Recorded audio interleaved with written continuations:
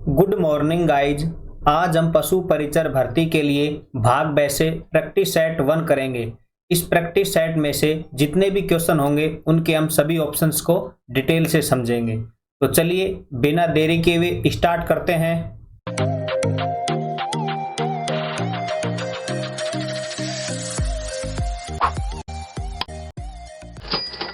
Question number first, NBAGR के अनुसार भारत में भैंस की मान्यता प्राप्त नस्लें हैं। तो देखिए सबसे पहले NBAGR की फुल फॉर्म, तो यहां पर इसकी फुल फॉर्म हो जाएगी national bureau of animal genetic resources के अनुसार भारत में जो भैंस है उनकी मान्यता प्राप्त नस्लें कितनी है। तो यहां पर ऑप्शंस देखिए 20, 28, 37 या फिर ऑप्शन डी 44। तो यहां पर हमारा राइट आंसर हो जाएगा ऑप्शन ए 20, यानी कि 20 नस्लें हैं भैंस की जो कि NBAGR के अनुसार मान्यता प्राप्त हैं। अब हम बात करेंगे दूसरे पशुओं की कि उनकी मान्यता प्राप्त कितनी नस्लें हैं। तो देखिए फिर हम बात करते हैं गाय की। तो जो गाय की मान्यता प्राप्त नस्लें हैं वो हैं हमारी 28, इसके बाद में फिर 37 है हमारी बकरी की और उसके बाद में 44 है हमारी भेड़ की। तो यानी कि देखिए सर्वाधिक है वो भेड़ की नस्लें हैं। इन्हीं के अलावा आपको एक नस्ल और याद रखनी है NBAGR के अनुसार कि उसकी कितनी मान्यता प्राप्त नस्लें हैं, और वो है हमारी मुर्गियों की। तो जो मुर्गियों की जो मान्यता प्राप्त नस्लें हैं वो हो जाएंगी हमारी 19, यानी कि 19 नस्लें हैं हमारी मुर्गियों की NBAGR के अनुसार। तो चलिए नेक्स्ट क्वेश्चन पर। क्वेश्चन नंबर 2, गाय की सबसे बोनी नस्ल है। बोनी का मतलब सबसे छोटी नस्ल है। ऑप्शंस देखिए बच्चोर, नागौरी, कांकरेज या ऑप्शन डी होलिस्टीन फ्रीजियन। तो हमारा यहाँ पर राइट आंसर हो जाएगा ऑप्शन ए बच्चोर। और ये जो बच्चोर गाय है ये केरल राज्य में पाई जाती है। इस बच्चोर गाय को गाय का मिनीचर कहते हैं। मिनीचर का मतलब गाय का प्रतिरूप यानी कि मॉडल। बहुत ही छोटी होने के कारण इसे गाय का मॉडल भी कहते हैं। अब देखिए ये तो बात हो गई सबसे छोटी गाय की। अब हम बात करेंगे कि सबसे बड़ी नस्ल की गाय कौन कौन सी है, यानी कि उनका जो शारीरिक रूप है वो सबसे अधिक बड़ा है, यानी कि वो अधिक ऊंची हैं और लंबाई में अधिक हैं। तो देखिए सबसे पहले हम बात करते हैं राजस्थान में। तो जो राजस्थान की सबसे ऊंची हम कहेंगे जो भारवाही नस्ल है वो हो जाएगी हमारी नागौरी गाय की नस्ल। इसके बाद में फिर हम बात करेंगे कि कांकरेज है, ये हो जाएगी हमारे देश में, भारत देश में जो गाय की सबसे ऊंची या फिर भारवाही नस्ल है वो हो जाएगी हमारी कांकरेज, और जिसका जो दूसरा नाम है वो है सांचौरी। इसके बाद में फिर ऑप्शन डी होलिस्टीन फ्रीजियन, ये हो जाएगी हमारी विदेशी गायों में सबसे भारी गाय। मैं यहाँ पर लिख देता हूं, विदेशी गायों में सबसे भारी गाय हो जाएगी होलिस्टीन फ्रीजियन। तो देखिए ये तीनों तो हो गई सबसे भारी गाय और ये हो गई सबसे छोटी यानी कि हल्की गाय बच्चोर। चलिए नेक्स्ट क्वेश्चन पर। क्वेश्चन नंबर 3, कृत्रिम गर्भाधान में वीर्य को सेचित करते समय तापक्रम होना चाहिए। तो देखिए वीर्य सेचित का मतलब क्या होता है कि जब हम कृत्रिम गर्भाधान में नर पशु के वीर्य को मादा पशु के गर्भाशय में स्थापित करते हैं तो उसको ही कहा जाता है वीर्य का सेचित करना। ऑप्शंस देखिए 37 degree Celsius, -196 degree Celsius, option C 4 degree Celsius या ऑप्शन डी 100 डिग्री सेल्सियस। तो देखिए सबसे पहले जब हम नर पशु से वीर्य इकट्ठा करते हैं तो उसे लिक्विड नाइट्रोजन में इकट्ठा किया जाता है और उसका जो तापक्रम होता है वो होता है -196 डिग्री सेल्सियस तापक्रम होता है। और फिर इस इकट्ठे हुए फ्रोजन सीमन को हम मादा के गर्भाशय में सेचित करने के लिए इसे 37 डिग्री सेल्सियस पर पिघलाते हैं और वो समय होता है उसका 15 सेकंड के लिए। 15 सेकंड के लिए इसे पिघलाया जाता है 37 डिग्री सेल्सियस पर, यानी कि हम कह सकते हैं कि ये इसका विगलन का तापक्रम भी होता है। मैं यहां पर लिख देता हूं विगलन का तापक्रम। तो यहां पर हमारा राइट आंसर हो जाएगा ऑप्शन ए 37 डिग्री सेल्सियस। चलिए नेक्स्ट क्वेश्चन पर। क्वेश्चन नंबर 4, दूध में सर्वाधिक मात्रा में पाए जाने वाला पदार्थ है। ऑप्शंस देखिए लैक्टोज, वसा, जल, प्रोटीन। देखिए चाहे कोई सा भी पशु हो उसके दूध में जो सर्वाधिक मात्रा में पाया जाता है वो पाया जाता है जल, यानी कि हमारा यहाँ पर राइट आंसर हो जाएगा ऑप्शन सी जल। और इसकी जो मात्रा होती है दूध में वो लगभग सभी पशुओं में 80% से अधिक होती है। और यदि हम पर्टिकुलर बात करें कि किस पशु के दूध में सर्वाधिक जल की मात्रा पाई जाती है तो उसका हमारा राइट आंसर हो जाएगा ऊंटनी के दूध में सर्वाधिक जल की मात्रा पाई जाती है और इसके जो दूध है उसमें जो जल की मात्रा होती है वो होती है हमारी 87.69%। इसके बाद हम बात करेंगे कि जो लैक्टोज होता है ये किसके दूध में सर्वाधिक होता है। तो जो लैक्टोज होता है ये भैंस के दूध में सर्वाधिक होता है और इसके अलावा वसा और प्रोटीन, ये दो हमारे यहाँ पर तत्व बच गए हैं, वसा और प्रोटीन, ये दोनों के दोनों तत्व सबसे अधिक पाए जाते हैं भेड़ के दूध में। यानी कि भेड़ का दूध है वो सबसे अधिक वसीय यानी कि फैटी होता है और उसके अंतर्गत प्रोटीन भी सबसे अधिक पाई जाती है। यानी कि जो सबसे अधिक गाढ़ा दूध होता है वो भेड़ का ही होता है। चलिए नेक्स्ट क्वेश्चन पर, क्वेश्चन नंबर 5, दूध में स्वाभाविक अम्लता का मान होता है। देखिए दूध के अंतर्गत जो अम्लता होती है वो दो प्रकार से होती है, जिसमें से पहली तो हमारी होती है स्वाभाविक अम्लता, जो कि कार्बन डाइऑक्साइड, इसके अलावा केसीन या इसके अलावा साइट्रेट, इनके कारण हो सकती है दूध के अंतर्गत ये स्वाभाविक अम्लता। लेकिन इसके अलावा जो हमारी दूसरे टाइप की अम्लता है जिसको कहा जाता है विकसित अम्लता, वो होती है हमारी लैक्टोज के कारण। और इस लैक्टोज का किण्वन होता है, किण्वन का मतलब ये लैक्टोज छोटे छोटे टुकड़ों में टूटता है। और ये टुकड़ों में क्यों टूटता है? क्योंकि ये लैक्टोज है ये दूध की एक प्राकृतिक शर्करा होती है जिसके कारण दूध मीठा होता है। इसके ऊपर जो बैक्टीरिया है वो आक्रमण करते हैं और इसे छोटे छोटे टुकड़ों में तोड़ देते हैं, जिसके कारण दूध में लैक्टिक अम्ल बन जाता है और इसी लैक्टिक अम्ल को दूध की विकसित अम्लता कहा जाता है। तो यहां पर देखिए क्वेश्चन में पूछा गया है कि स्वाभाविक अम्लता का मान कितना होता है। तो यहां पर हमारा राइट आंसर हो जाएगा ऑप्शन ए, 0.12 से लेकर 0.14% तक स्वाभाविक अम्लता होती है।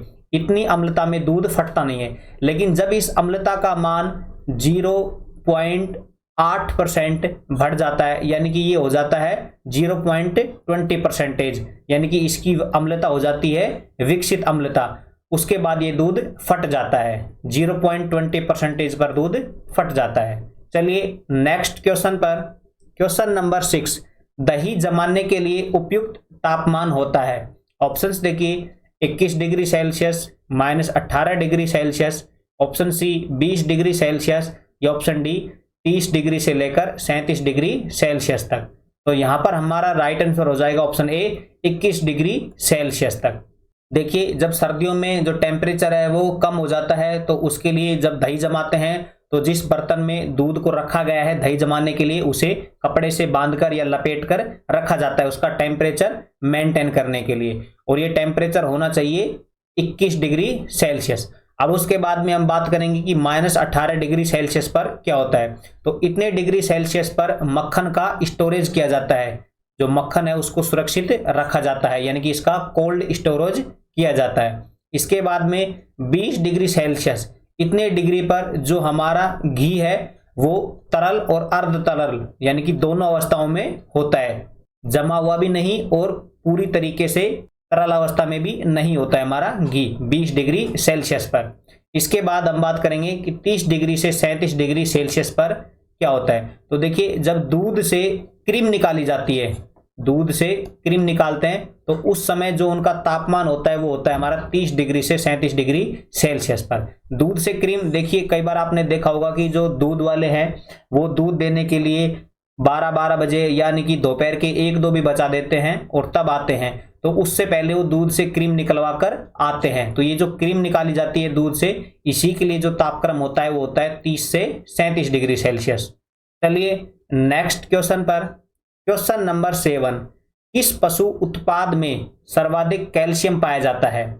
ऑप्शंस देखिए, दूध, दही, हड्डी, चमड़ा। देखिए चारों के चारों ही पशु उत्पाद हैं, लेकिन जो सर्वाधिक कैल्शियम है वो पाया जाता है हड्डी में, यानी कि हमारा यहाँ पर राइट आंसर हो जाएगा ऑप्शन सी। देखिए जो हड्डी है वो कोलेजन, खनिज लवण, प्रोटीन, इन सभी की बनी होती है, और इन सभी में विशेषकर जो खनिज होता है वो होता है हमारा कैल्शियम। तो जो सबसे अधिक जो कैल्शियम पाया जाता है वो पाया जाता है हड्डी में।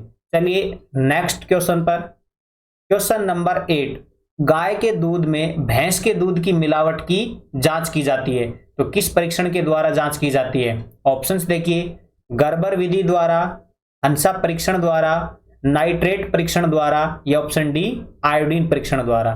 तो यहां पर हमारा राइट आंसर हो जाएगा ऑप्शन बी हंसा परीक्षण द्वारा, यानी कि गाय के दूध में भैंस के दूध की मिलावट या फिर हम कहें कि भैंस के दूध में गाय के दूध की मिलावट के लिए जो परीक्षण किया जाता है वो हंसा परीक्षण किया जाता है। हम इसे इस प्रकार भी कह सकते हैं कि दूध में अशुद्धियों की जांच के लिए जो परीक्षण किया जाता है वो किया जाता है हंसा परीक्षण।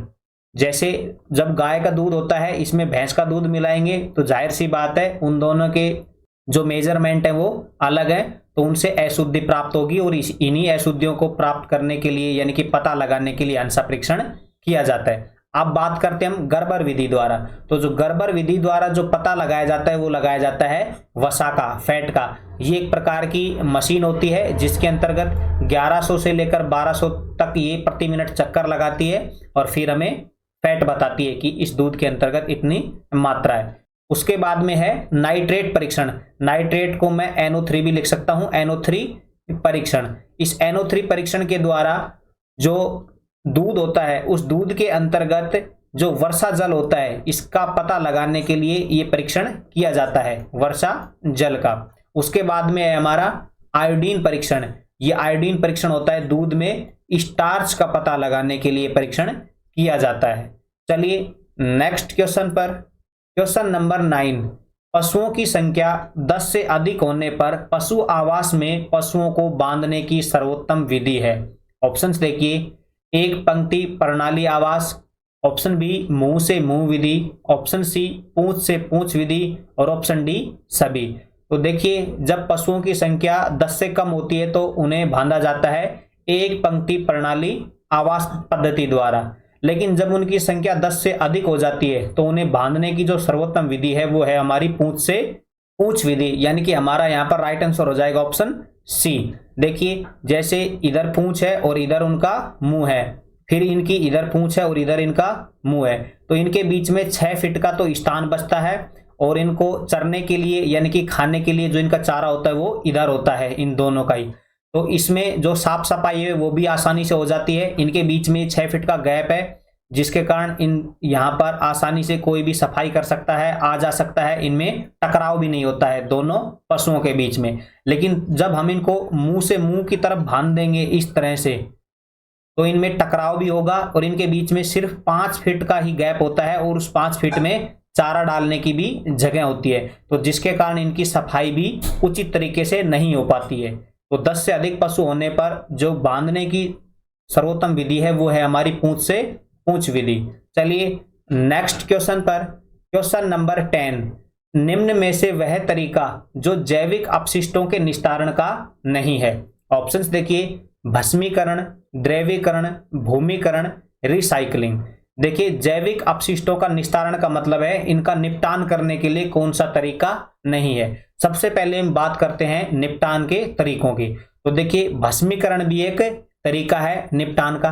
भस्मीकरण क्या है? ये एक प्रकार की एक भट्टी होती है जिसके अंतर्गत एक विशेष तापमान होता है और उसके अंतर्गत जिस भी जैविक अपशिष्ट का निपटान करना होता है वो उसके अंदर डाल दिया जाता है और फिर वो भस्म हो जाता है। इसके बाद में फिर बात करेंगे हम ऑप्शन सी की, भूमि भरण की। इसमें जैसे कि पेड़ों के पत्ते हैं या कुछ इस प्रकार के जैविक अपशिष्ट हैं जो कि मिट्टी में जिनको दबाने से उनका अपघटन आसानी से हो जाता है और वो मिट्टी को किसी प्रकार का कोई नुकसान नहीं पहुंचाते हैं, तो ये भी एक तरीका है। उसके बाद में कुछ ऐसे पदार्थ जैविक अपशिष्ट जिनका रिसाइक्लिंग किया जा सकता है। तो ये तीनों हो गए जैविक अपशिष्टों के निस्तारण के तरीके। जबकि जो द्रवीकरण है यानी कि पानी के अंतर्गत उनको निपटान करना, ये कोई जैविक अपशिष्टों का तरीका नहीं है निस्तारण का। तो यहां पर हमारा जो आंसर होगा वो होगा ऑप्शन बी, द्रवीकरण। चलिए नेक्स्ट क्वेश्चन पर, क्वेश्चन नंबर 11। वयस्क सांड को हरे चारे की आवश्यकता होती है। तो देखिए सबसे पहले चाहे वयस्क सांड हो यानी कि जो गाय होती है उसका जो नर पशु होता है उसे कहा जाता है सांड, चाहे तो सांड हो, और या फिर जो भैंस होती है उसके नर पशु को कहा जाता है भैंसा या फिर भैंस सांड। इन दोनों को ही जो जरूरत होती है वो होती है हमारी 5 किलो हरे चारे की। तो यहाँ पर हमारा राइट आंसर हो जाएगा ऑप्शन सी, 5 किलोग्राम हरा चारा। लेकिन इसके बाद में फिर देखिए जब कोई दुधारू गाय या फिर हम कह सकते हैं कि भैंस, इनमें से कोई भी हो, दुधारू गाय या फिर भैंस, इन दोनों में कोई सी भी हो, तो उनको जो हरे चारे की आवश्यकता होती है वो होती है हमारी 10 किलोग्राम की, दुधारू गाय या फिर भैंस को। इसके अलावा गाभिन गाय को जो हरे चारे की जरूरत होती है वो होती है 5 से 6 किलोग्राम हरा चारा, और जबकि जो गाभिन जो भैंस होती है उसको जो जरूरत होती है हरे चारे की वो होती है 5 से 10 किलोग्राम। मैं यहाँ पर ये लिख देता हूँ। देखिए सबसे अधिक होती है, इसका मतलब दुधारू पशुओं को सबसे अधिक जरूरत होती है हरे चारे की, और इनका जो दुग्ध उत्पादन है वो होना चाहिए 5 किलोग्राम से अधिक, तभी इनको जरूरत है 10 किलोग्राम हरे चारे की। इसके अलावा जब ये गाय और भैंसें गाभिन होती हैं तो जो गाभिन गाय है उसको 5 से 6 किलो और भैंस को 5 से 10 किलो की। इसके बाद में फिर हम बात करते हैं बकरी को, तो बकरी को जो हरा चारा चाहिए वो चाहिए 1 किलोग्राम, और इसके बाद में फिर हम करें गाभिन बकरी, दुधारू बकरी या फिर जो नर बकरी है यानी कि जिसे बकरा कहते हैं, बक कहते हैं, उसको जरूरत है 2 किलोग्राम की। चलिए नेक्स्ट क्वेश्चन पर, क्वेश्चन नंबर 12, हे में पानी की मात्रा होती है। देखिए जो चारा संरक्षण करने के लिए 2 विधि हैं, जिसमें से जो हमारी पहली विधि है हे विधि और दूसरी हमारी जो विधि है वो है हमारी साइलेज विधि। इन दोनों में से जो हे है उसमें पानी की मात्रा होती है। ऑप्शन देखिए 20%, 14, 50, 19। तो यहां पर हमारा राइट आंसर हो जाएगा ऑप्शन बी 14%, यानी कि 14% से अधिक पानी की मात्रा हे बनाते समय होनी चाहिए। जबकि जो साइलेज है इसको बनाते समय जो भी फसल होती है उसके अंतर्गत 30 से 40% से अधिक सूखा चारा नहीं होना चाहिए। इसमें आएगा सूखा चारा नहीं होना चाहिए, और जबकि हे में आएगा कि 14% से अधिक पानी नहीं होना चाहिए। ये मैं यहाँ पर लिख देता हूं, अधिक नहीं होना चाहिए, इसका मतलब ये तीर आएगा उल्टा, 14% से कम पानी होना चाहिए और 30 से 40% कम सूखा चारा साइलेज बनाते समय होना चाहिए। ये दोनों का एक मेजरमेंट है बनाने के लिए। चलिए नेक्स्ट क्वेश्चन पर, क्वेश्चन नंबर 13, स्वस्थ गाय का सामान्य शारीरिक तापक्रम होता है।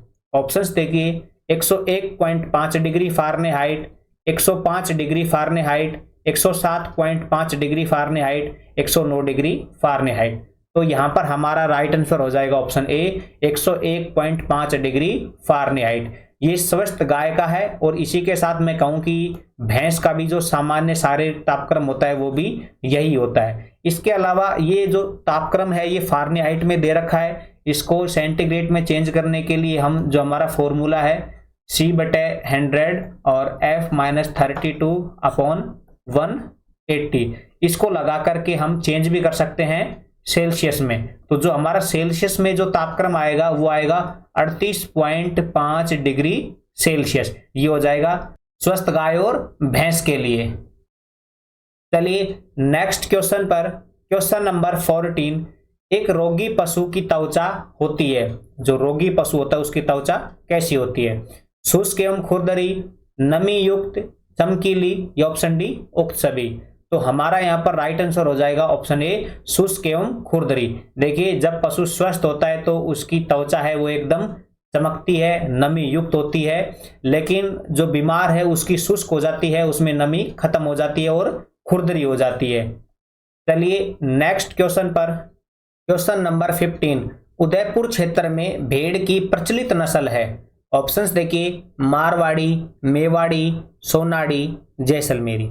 देखिए उदयपुर जिस भौगोलिक क्षेत्र में आता है उसका नाम है मेवाड़ी, लेकिन मेवाड़ी नाम की भेड़ की कोई नस्ल नहीं है। तो यहां पर हमारा राइट आंसर हो जाएगा ऑप्शन सी सोनाड़ी। जो सोनाड़ी नस्ल है ये उदयपुर क्षेत्र की सबसे प्रचलित भेड़ की नस्ल है। चलिए नेक्स्ट क्वेश्चन पर, क्वेश्चन नंबर 16, मैरेक्स रोग का टीका दिया जाता है गाय को, भेड़ को, बकरी को, मुर्गी को। तो देखिए मैरेक्स, इसी के साथ गैम्बेरो और गैम्बेरो के साथ में रानीखेत, ये जो तीनों टीके हैं ये दिए जाते हैं मुर्गियों को। तो यहां पर हमारा राइट आंसर हो जाएगा ऑप्शन डी मुर्गी।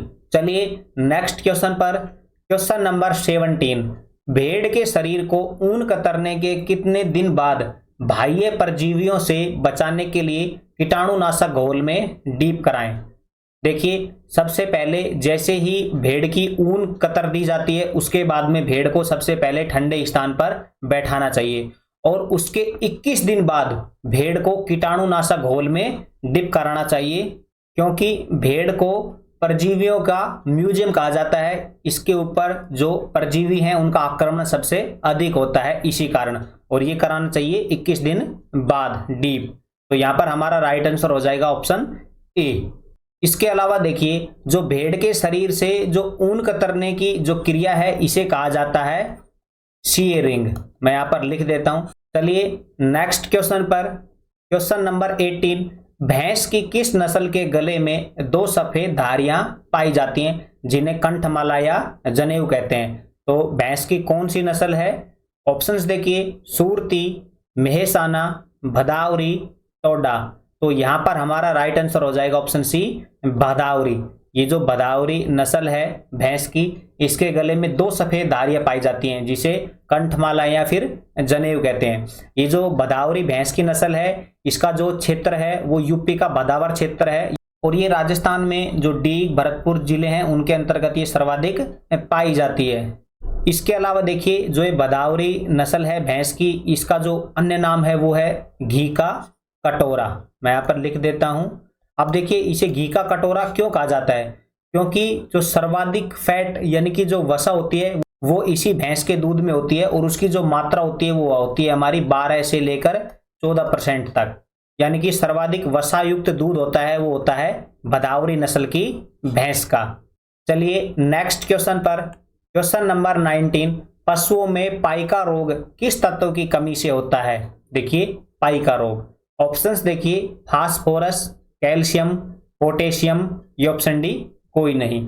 तो यहां पर हमारा राइट आंसर हो जाएगा ऑप्शन ए, फास्फोरस। देखिए जो ये पाइका रोग है इसमें जो पशु की मांसपेशियां हैं वो कमजोर हो जाती हैं, पशु चलना फिरना बंद कर देता है, खाने में अरुचि दिखाता है और उसके दुग्ध उत्पादन में भी कमी हो जाती है, और ये जिस तत्व की कमी से होता है वो होता है हमारा फास्फोरस। इसके अलावा देखिए जब कैल्शियम की कमी होती है तो जिसके कारण जो रोग होता है पशु में वो होता है हमारा मिल्क फीवर, यानी कि पशु में और कोई कमी नहीं होती है, सिर्फ वो दूध देना कम कर देता है, यानी कि उसे कहा जाता है मिल्क फीवर। चलिए नेक्स्ट क्वेश्चन पर, क्वेश्चन नंबर 20, एस्केरियोसिस रोग किस प्रकार के कृमि द्वारा पशुओं में फैलाया जाता है? देखिए ये एक रोग का नाम लिखा गया है एस्केरियोसिस, ये किस कृमि के द्वारा फैलाया जाता है? ऑप्शंस देखिए, फीता कृमि, गोल कृमि, हुकवर्म, चपटे कृमि। देखिए जो परजीवी होते हैं वो 2 प्रकार के होते हैं, एक बाहर से आक्रमण करने वाले और एक अंदर आक्रमण करने वाले। तो जो बाहर से आक्रमण करते हैं उनमें है हमारा मक्खी, जू, किलनी, ये सभी, और जो अंदर आक्रमण करते हैं यानी कि पेट में, आंतों में, वो करते हैं हमारे कर्मी। और वो जो कर्मी है उनके जो प्रकार हैं वो है हमारा एक फीता कर्मी, एक गोल कर्मी। वो जो ये एस्केरियोसिस रोग होता है ये होता है ऑप्शन बी, गोल कर्मी के द्वारा। और ये गोल कर्मी जो पशु होता है उस पशु की आंत में होता है, और ये जब पशु अपना मल त्यागता है तो उस समय ये बाहर भी आते रहते हैं, यानी कि इन गोल कर्मियों के अंडे बाहर आते रहते हैं, और इन गोल कर्मियों का आंतों में रहने के कारण जो पशु होता है उसके पेट में भी दर्द होता रहता है। तो गोल कर्मी के कारण ये रोग होता है एस्केरियोसिस, और इसका जो मुख्य लक्षण है वो है हमारा पशु में कब्ज या फिर दस्त होना। चलिए नेक्स्ट क्वेश्चन पर, क्वेश्चन नंबर 21, भेड़ बकरियों तथा गाय भैंसों में सर्वाधिक टीका उपयोग में लाया जाता है? देखिए कौन सा टीका है जो कि इन चारों दुधारू पशुओं में सर्वाधिक लाया जाता है? ऑप्शन देखिए, FMO, PPR, option C BQ या ऑप्शन डी सभी। तो यहां पर हमारा राइट आंसर हो जाएगा ऑप्शन ए, FMO। ये जो FMO टीका है ये लगाया जाता है खुरपका मुंहपका रोग के लिए, यानी कि जो FMD रोग है, खुरपका मुंहपका डिजीज जो रोग है उसके लिए ये लगाया जाता है। और ये सबसे पहले जब पशु की उम्र 3 माह हो जाती है उस समय ये खाल के नीचे लगाया जाता है, उसके बाद 9 माह में फिर इसकी लगाई जाती है बूस्टर डोज, और ये बूस्टर डोज लगाई जाती है गहरे मास के अंतर्गत, गहरे मास में। फिर इसके बाद में प्रत्येक 6-6 माह के गैप के बाद में ये टीका लगाया जाता है। तो सर्वाधिक टीका लगाया जाता है FMO, न ही PPR लगाया जाता है, न ही जो ब्लैक क्वार्टर जो हमारा लंगड़ी बुखार है वो लगाया जाता है। तो चलिए नेक्स्ट क्वेश्चन पर, क्वेश्चन नंबर 22, प्रगतिशील पशुपालक के पास कम से कम पशुओं की संख्या होनी चाहिए। ऑप्शंस देखिए 50, 10, 5, 12। तो देखिए सबसे पहले प्रगतिशील पशुपालक का मतलब क्या है कि उसे पशु पालने का कुछ अनुभव होना चाहिए, पशुओं को खिलाने के लिए यानी कि हरा चारा उगाने के लिए उसके पास कुछ जमीन होनी चाहिए, सामाजिक कुरीतियों से वो दूर रहता हो। इस प्रकार का जो भी कोई पशुपालक है वो प्रगतिशील पशुपालक है। तो उसके पास कम से कम पशुओं की संख्या होनी चाहिए, तो वो होनी चाहिए ऑप्शन सी 5। देखिए मैं आपको एक प्रगतिशील पशुपालक का नाम बता रहा हूं जिसको बहुत सारे अवार्ड मिले हुए हैं, उनको आप राजस्थान करंट अफेयर्स में भी पढ़ते होंगे, और उनका नाम है सुरेंद्र अवाना। ये राजस्थान के एक प्रगतिशील किसान हैं, इनको राज्य स्तर पर कई अवार्ड मिल चुके हैं और उनमें इनको 50,000 की पुरस्कार धनराशि भी प्राप्त हुई है। ये एक प्रगतिशील किसान या फिर मैं कहूं कि एक प्रगतिशील पशुपालक हैं। चलिए नेक्स्ट क्वेश्चन पर, क्वेश्चन नंबर 23, BAHS 2023 के अनुसार 2022-23 में राजस्थान का दुग्ध उत्पादन में स्थान है। देखिए ये एक रिपोर्ट है BAHS, basic animal husbandry and statics, यानी कि जो आधारभूत सांख्यिकी पशुपालन रिपोर्ट है 2023, उसके अनुसार 2022-23 में जो राजस्थान का दुग्ध उत्पादन में स्थान है वो कौन सा है। ऑप्शंस देखिए पहला, दूसरा, तीसरा, चौथा। तो यहां पर हमारा राइट आंसर हो जाएगा, वो होगा ऑप्शन बी दूसरा। और जो पहला है वो है हमारा यूपी प्रदेश, यानी कि यूपी के अंतर्गत 2022-23 में जो दुग्ध उत्पादन हुआ है उसकी जो मात्रा है वो है 15.72%। इसके अलावा जो राजस्थान में जो दुग्ध उत्पादन हुआ है 2022-23 में वो हुआ है हमारा 14.44%। लेकिन देखिए 2021 और 22 में, इसी की रिपोर्ट है BAHS 2022 की रिपोर्ट है जो कि 2021-22 के लिए थी, उसके अंतर्गत जो हमारे राजस्थान में जो दुग्ध उत्पादन है वो हुआ था हमारा 15.09%, जबकि जो यूपी का हुआ था वो हुआ था उनका 14.9%। यानी कि 2021-22 में दुग्ध उत्पादन के मामले में हमारा राजस्थान 1 नंबर पर था, लेकिन ये वापस 2022-23 में दूसरे स्थान पर आ गया है। आप कंफ्यूज मत हो जाना। चलिए नेक्स्ट क्वेश्चन पर, क्वेश्चन नंबर 24, राष्ट्रीय डेयरी अनुसंधान संस्थान NDRI की स्थापना कहाँ की गई। ऑप्शंस देखिए करनाल हरियाणा, आनंद गुजरात, हिसार हरियाणा, जयपुर राजस्थान। तो देखिए इसका राइट आंसर हो जाएगा ऑप्शन ए करनाल हरियाणा। इसके अलावा मैंने एक क्वेश्चन की पहले और बात की थी कि जो NBAGR जो national bureau of animal genetic resources है उसका भी जो मुख्यालय है वो भी है हमारा करनाल हरियाणा में। इसके अलावा राष्ट्रीय डेयरी अनुसंधान संस्थान, इन दोनों का मुख्यालय करनाल हरियाणा में ही है। इसके अलावा देखिए आनंद गुजरात में कौन सा मुख्यालय है, तो देखिए जो हमारा है राष्ट्रीय डेयरी विकास बोर्ड, जिसे मैं लिख सकता हूं national dairy development board NDDB, और इसके अलावा एक दूसरा और मुख्यालय है वो है हमारा डेयरी विकास निगम। इन दोनों के मुख्यालय है हमारे आनंद गुजरात के अंतर्गत। और इसके अलावा जो हमारे भारत देश की सबसे बड़ी डेयरी है अमूल डेयरी, वो अमूल डेयरी भी यहीं पर है आनंद गुजरात में। देखिए राष्ट्रीय डेयरी विकास बोर्ड यानी कि डेयरी विकास बोर्ड और डेयरी विकास निगम ये दोनों ही आनंद गुजरात में है, तो जाहिर सी बात है सबसे बड़ी जो डेयरी होगी अमूल की वो भी आनंद गुजरात में होगी। आप इनको ऐसे ट्रिक से याद कर लेना।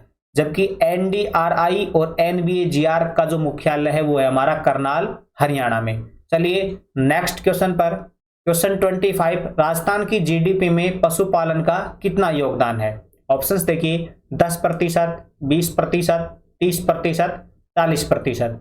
तो देखिए जो पशुपालन है वो कृषि क्षेत्र के अंतर्गत ही आता है, और जो कृषि क्षेत्र है उसका जो राजस्थान की GDP में जो योगदान है वो है हमारा लगभग 30%, ये लगभग है। और हमने अभी बताया था कि जो पशुपालन है वो इस कृषि क्षेत्र के अंतर्गत ही आता है। तो मैं कह सकता हूं कि जो पशुपालन है और जो कृषि है, इन दोनों का जो योगदान है राजस्थान की जीडीपी में, वो दोनों का योगदान कुल मिलाकर ही 30% है। तो जाहिर सी बात है जो पशुपालन का अकेले का जो योगदान है जीडीपी में वो है 10%। ये एक्चुअल 10% नहीं है, ये यहाँ पर लगभग लिखा हुआ है। यदि हम एक्चुअल की बात करेंगे तो वो हो जाएगा हमारा 11.62% एक्चुअल है, लेकिन यहाँ पर ऐसा कोई ऑप्शंस नहीं है। तो यहाँ पर जो हमारा ऑप्शन ए है 10%, वो ही यहाँ पर सही मान्य होगा। 26, ऊन कतरन के समय किस अंग के आसपास की ऊन को अलग एकत्र किया जाता है? तो देखिए, मैंने पिछले क्वेश्चन में आपको बताया था कि जो भेड़ से ऊन कतरने की जो क्रिया को कहा जाता है वो कहा जाता है शीयरिंग। लेकिन इस भेड़ में कुछ जगह ऐसी हैं जिनके स्थानों की जो ऊन कतरन है उसको अलग जगह पर इकट्ठा किया जाता है। तो कौन सी जगह है? ऑप्शंस देखिए, आंखों के आसपास वाली, जननांगों के पास वाली, ऑप्शन सी दोनों, ऑप्शन डी दोनों में से कोई नहीं। तो देखिए यहाँ पर हमारा राइट आंसर हो जाएगा ऑप्शन बी, जननांगों के पास वाली। जननांगों में भी यदि मैं नाम लूं तो वो हो जाएगा हमारा कि जो भेड़ में जो शिशन के चारों ओर की जो ऊन कतरन है उसको अलग एकत्र किया जाता है, और शिशन के आसपास की जो ऊन कतरने की जो क्रिया है उसको कहा जाता है रिंगिंग। मैं यहाँ पर लिख देता हूं, ये शब्द बड़ा इंपॉर्टेंट है, पशुपालन शब्दावली में भी इसका जिक्र है रिंगिंग का। चलिए नेक्स्ट क्वेश्चन पर, क्वेश्चन नंबर 27, उत्तम श्रेणी की ऊन की मोटाई की रेंज है। देखिए, जो ऊन जितनी कम मोटी होगी और उसकी लंबाई जितनी अधिक होगी और वो जितनी सफेद चमकदार होगी, वो ऊन उतनी ही उत्तम या फिर उत्तर श्रेणी की होगी। तो देखिए ऑप्शंस में यहां पर हमारा राइट आंसर हो जाएगा ऑप्शन ए, 32 यार होम से कम, यानी कि इसकी जो मोटाई है वो सबसे कम है 32 यार होम से। तो ये जो ऊन हो जाएगी वो सबसे हो जाएगी श्रेष्ठ, या जिसे हम कह सकते हैं कि सबसे उत्तम ऊन। इसके बाद में 32 यार ओम तक ये हो जाएगी हमारी मध्यम ऊन, और इसके बाद में 32 यार ओम से ज्यादा जिसकी मोटाई होगी वो ऊन हो जाएगी सबसे खराब, यानी कि निम्नतर श्रेणी की ऊन।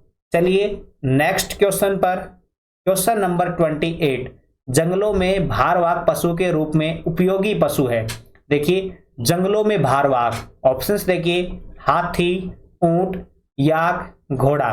तो यहां पर हमारा राइट आंसर होगा ऑप्शन ए, हाथी। जो हाथी है ये जंगलों में भारवाहक का कार्य करता है। इसके अलावा जो ऊंट है वो करता है हमारा रेगिस्तान में। आपने देखा भी होगा कि जो बीकानेरी नस्ल का ऊंट है जो कि सबसे अधिक बोझा ढोने और कृषि कार्य के लिए उपयोग में लिया जाता है। इसके अलावा जो जैसलमेरी नस्ल का ऊंट है जिसे बीएसएफ की सेना और वहां की जो पुलिस है उसके द्वारा उसको प्रयोग में लिया जाता है क्योंकि वहां पर रेगिस्तान है। इसके अलावा जो याक होता है इसे बर्फीली पहाड़ियों में प्रयोग किया जाता है भारवाहक के रूप में, और जो घोड़ा है इसे पहले सेना के जवान काम में लेते थे युद्ध करने के लिए। इसके अंतर्गत तेज दौड़ने की जो सबसे अधिक है वो क्षमता होती है और ये सबसे अधिक लंबी दूरी तय करता है। चलिए नेक्स्ट क्वेश्चन पर, क्वेश्चन 29, वर्मी कंपोस्ट तैयार होने में समय लगता है। ऑप्शंस देखिए, 30 दिन, 45 दिन, 60 दिन, 90 दिन। तो देखिए ये वर्मी कंपोस्ट है क्या? जो कार्बनिक पदार्थ होते हैं उनको केचुए कंपोस्ट कर देते हैं और उसी कंपोस्ट को कहा जाता है वर्मी कंपोस्ट, यानी कि मैं इसका जो दूसरा नाम दे सकता हूं वो दे सकता हूं केचुआ खाद। केचुआ खाद। तो केचुआ खाद को तैयार होने में कितना समय लगता है? तो वो जो समय लगता है वो लगता है हमारा 60 दिन का। 60 दिन में ये खाद तैयार हो जाती है और इस खाद के अंतर्गत जो नाइट्रोजन की मात्रा है वो बढ़ जाती है और इस खाद के अंदर जो नाइट्रोजन की मात्रा हो जाती है वो हो जाती है 2.5% से लेकर 3% तक नाइट्रोजन की मात्रा हो जाती है। चलिए नेक्स्ट क्वेश्चन पर, क्वेश्चन नंबर 30, हड्डियों का प्रमुख उपयोग है। ऑप्शंस देखिए, सौंदर्य साधन बनाने में, शिकार करने में, बैग बनाने में, या ऑप्शन डी ए और बी। तो देखिए हड्डियों का जो उपयोग किया जाता है वो सौंदर्य के साधन बनाने में किया जाता है। इसके अलावा इन हड्डियों से जो शिकार करने के जो औजार हैं वो भी बनाए जाते थे पुराने जमाने में, और आज भी बनाए जाते हैं। तो यहाँ पर हमारा राइट आंसर हो जाएगा ऑप्शन डी ए और बी। इसके अलावा देखिए जो बैग हो गया, जूते हो गए, इनको बनाने में जो उपयोग में लिया जाता है वो लिया जाता है चमड़ा, चमड़े से बनते हैं। बेल्ट हो गया, कोई कवर हो गए, वो सभी के सभी। चलिए नेक्स्ट क्वेश्चन पर, क्वेश्चन 31, सींगों द्वारा पशु की आयु ज्ञात करने का सूत्र है। सींगों के द्वारा ऑप्शंस देखिए n, n+1, n+2, n+3। तो यहां पर हमारा राइट आंसर हो जाएगा ऑप्शन सी n+2। देखिए इसको प्रूफ करते हैं। जब पशु की उम्र 3 साल की होती है तो उसके सींगों में एक छल्ला बनता है, यानी कि हम यहाँ पर n की जगह 1 रखेंगे, यानी कि n की वैल्यू को 1 पुट करेंगे और उसका आंसर 3 आना चाहिए। तो हमें n बराबर 1 यहाँ पर रखते ही हमारा यहाँ पर आंसर 3 आ जाएगा, यानी कि 3 वर्ष की उम्र में पशु के सींगों पर एक छल्ला बन जाता है। चलिए नेक्स्ट क्वेश्चन पर, क्वेश्चन 32, कील दांत किस पशु में नहीं पाए जाते हैं। ऑप्शंस देखिए घोड़ा, ऊंट, सुअर, भेड़। तो यहां पर हमारा राइट आंसर हो जाएगा ऑप्शन डी भेड़ में। देखिए ये कील दांत है, ये मांसाहारी पशुओं में पाया जाता है, और ये जो कील दांत है, इस कील दांत का जो प्रमुख कार्य होता है वो होता है चीरने और फाड़ने का। तो जो मांसाहारी पशु हैं वो अपना शिकार करने के लिए दूसरे जानवर को चीरते फाड़ते हैं, वो उनके अंतर्गत ये दांत होता है। इसके अलावा जो भी दुधारू पशु हैं उनके अंतर्गत ये कील दांत अनुपस्थित होता है।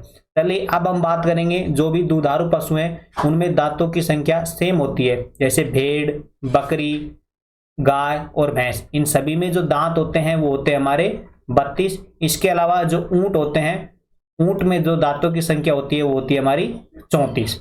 देखिए मैं यहाँ पर एक भैंस पशु ले लेता हूं और उसके दांतों को हम यहाँ पर समझते हैं।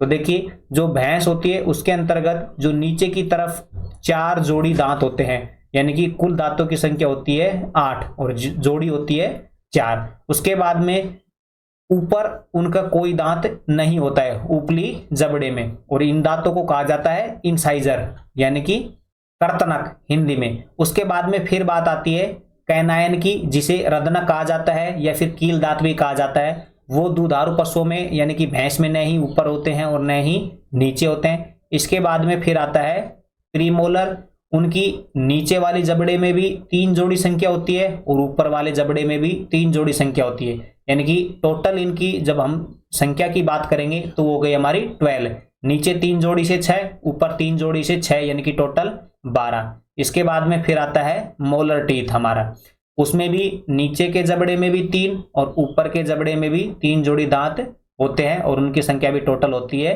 12। तो 12 12 24 और 24 में 8 जोड़ेंगे तो हो गए हमारे 32। ये होती है दुधारू पशुओं में दांतों की स्थायी संख्या, और ऊंटों में 34। चलिए नेक्स्ट क्वेश्चन पर, क्वेश्चन नंबर 33, पशुओं में पॉलीथीन के कारण होने वाला लक्षण है। देखिए जब पशु पॉलीथीन खा लेते हैं तो उसके बाद उनमें क्या होता है, खाने में अरुचि, उत्पादन में कमी, लगातार पेट दर्द, ऑप्शन डी उक्त सभी। तो ये सभी लक्षण होते हैं, अरुचि भी होती है, उत्पादन में कमी, और पॉलीथीन जो कि पचती नहीं है, आंतों में फंस जाती है, तो जिसके कारण लगातार पेट दर्द होता है, यानी कि यहाँ पर हमारा राइट आंसर हो जाएगा ऑप्शन डी उक्त सभी। चलिए नेक्स्ट क्वेश्चन पर, क्वेश्चन नंबर 34, मुख्यमंत्री कामधेनु बीमा योजना में कितने पशुओं पर निःशुल्क बीमा किया जा रहा है। ऑप्शंस देखिए 2, 3, 4, 5। तो यहां पर हमारा राइट आंसर होगा वो होगा हमारा ऑप्शन ए 2 पशुओं पर, यानी कि प्रत्येक परिवार से 2 दुधारू पशु होने चाहिए जिनका इस बीमा योजना में बीमा किया जा रहा है। इसकी जो शुरुआत है वो गुलाबपुरा भीलवाड़ा से की गई थी 6 सितंबर 2023 को, और इसके लिए जो भी बीमित पशु है उसको 40,000 रुपए दिए जाएंगे।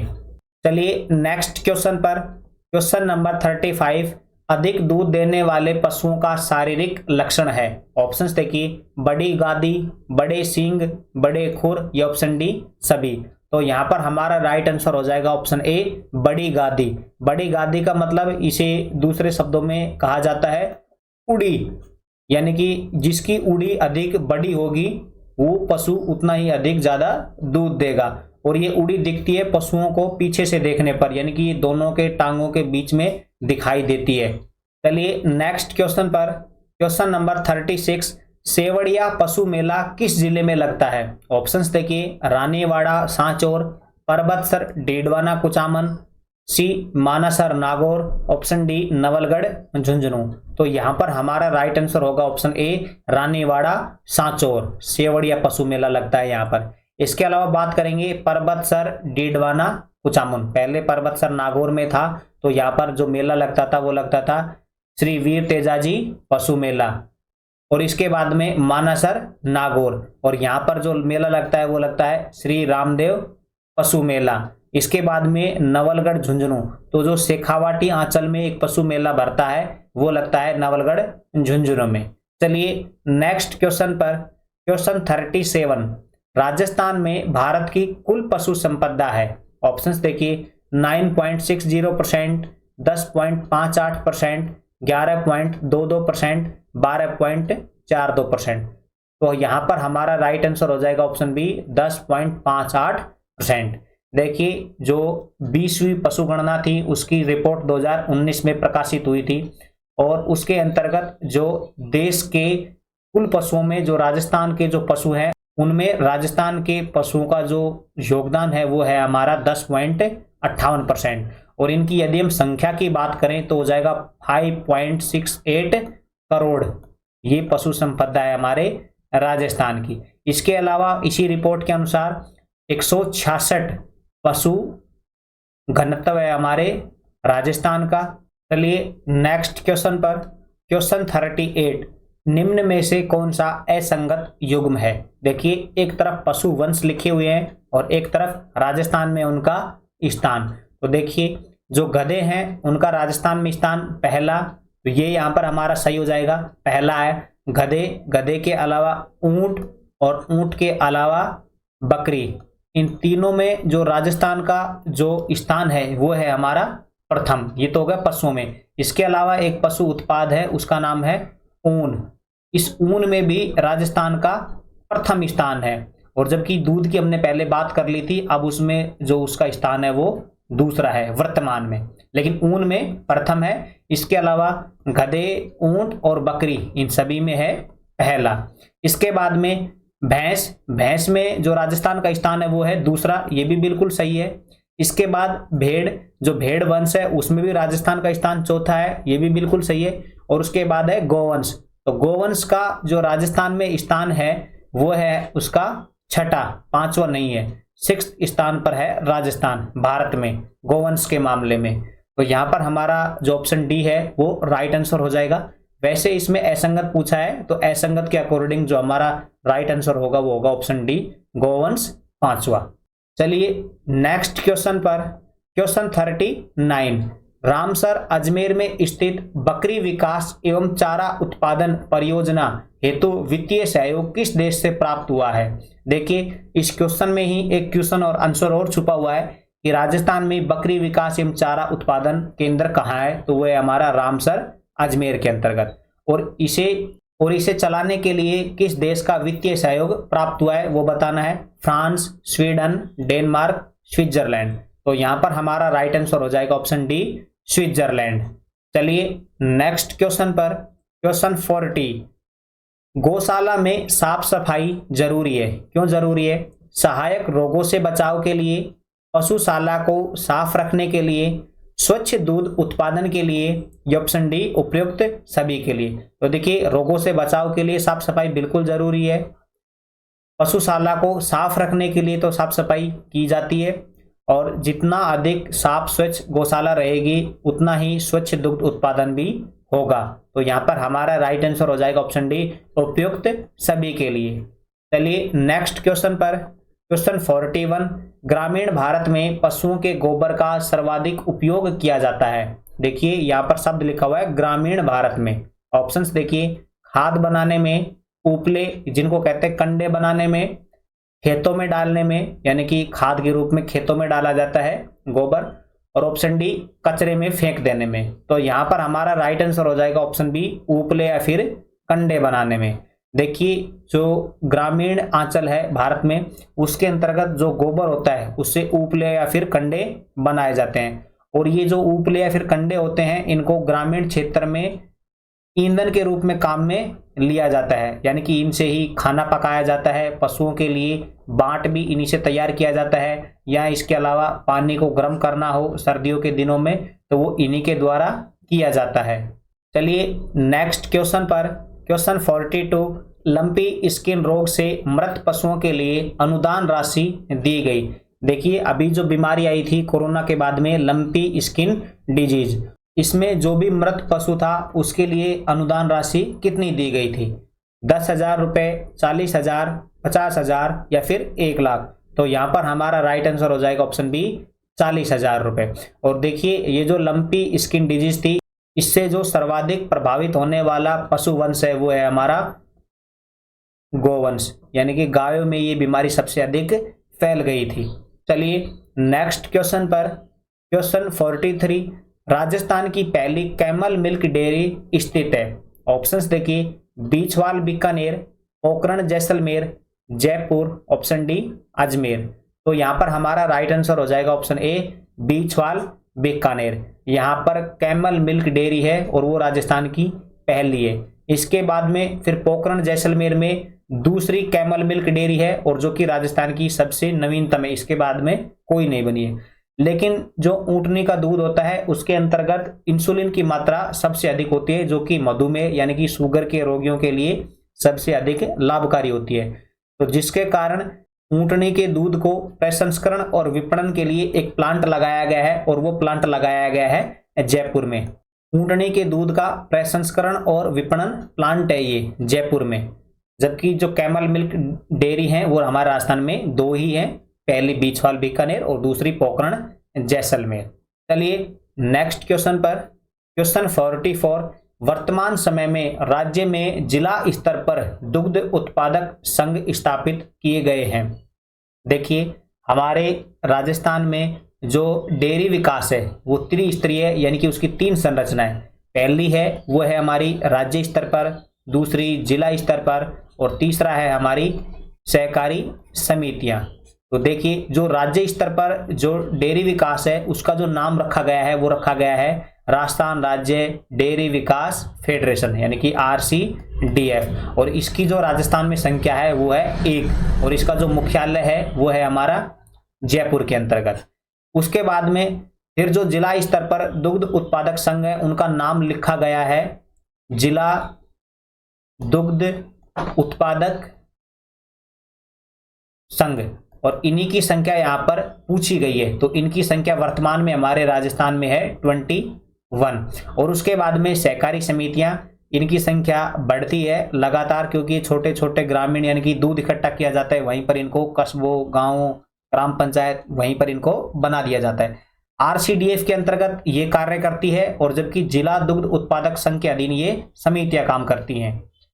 तो देखिए यहाँ पर जो राइट आंसर होगा वो होगा ऑप्शन बी, 21 जिला दुग्ध उत्पादक संघ है हमारे राजस्थान में। इसके अलावा 6 दुग्ध उत्पादक संयंत्र हैं हमारे राजस्थान में और इन्हीं के अलावा 25 अवशीतन केंद्र हैं हमारे राजस्थान में।